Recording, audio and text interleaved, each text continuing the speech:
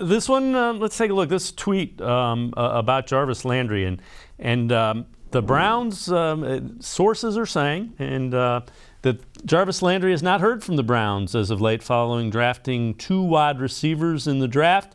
However, the Baltimore Ravens have expressed interest in Landry. Of course, they traded Hollywood Brown to the Cardinals. So kind of interesting. You're starting to hear Jarvis connected with other teams, Ravens, Titans, maybe the Saints. Looking less and less likely like he's going to be back with the Browns. Yeah, to me, and I'm just going to come out and say it. The only way I think that Jarvis Landry is going to be back with the Browns is if he comes to them and says, look, man, I'm willing to do something, $4 million or something like that, because I really feel this team has an opportunity to win a championship, and I really want to be here.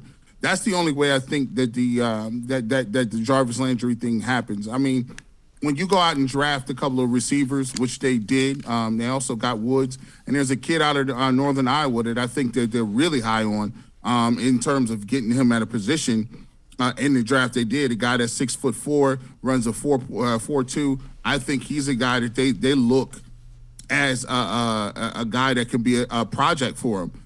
You look at some of the second-year guys. They've invested in Anthony Schwartz.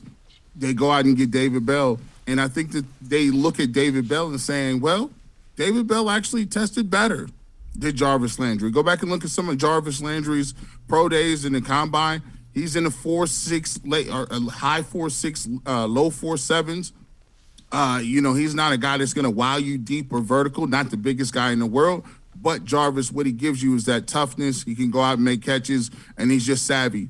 So if you got that in a guy and you really like him, you got a couple projects in Donovan Peoples-Jones, you got Schwartz, Demetri Felton, guys that you're trying to turn over and kind of find something on.